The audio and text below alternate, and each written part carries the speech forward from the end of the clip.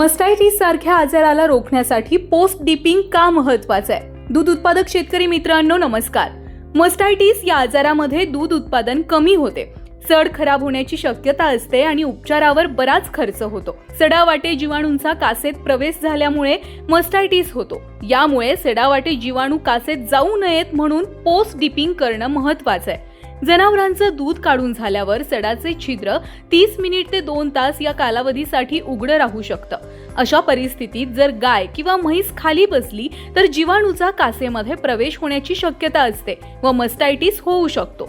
म्हणूनच दूध काढून झाल्यावर वैरण टाकल्यास दुधाळ जनावरं बसत नाहीत आणि हा धोका टाळता येतो. काही वेळेस जर जीवाणू कासेवर असतील तर ते देखील या काळामध्ये सडामध्ये प्रवेश करू शकतात.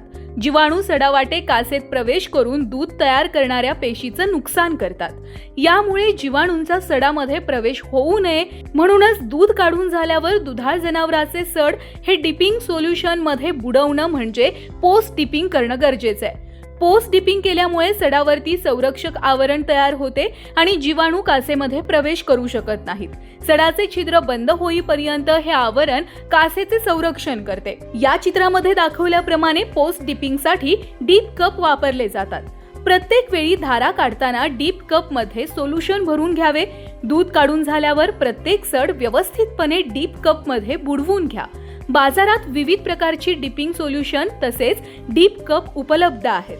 पोस्ट डिपिंग नियमित केल्यामुळे नवीन इन्फेक्शन होण्याचा धोका टळतो आणि गोठ्यातील अँटीबायोटिकचा वापर कमी होतो. पावसाळ्याच्या दिवसात दगडी किंवा मस्टायटिस होण्याचा धोका अधिक असतो.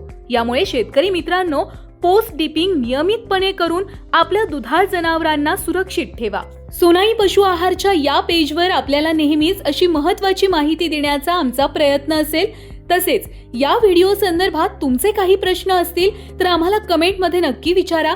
अशाच महत्त्वपूर्ण माहितीसाठी सोनाई पशु आहारच्या पेजला नक्की फॉलो करा आणि चॅनलला सबस्क्राईब करा. धन्यवाद.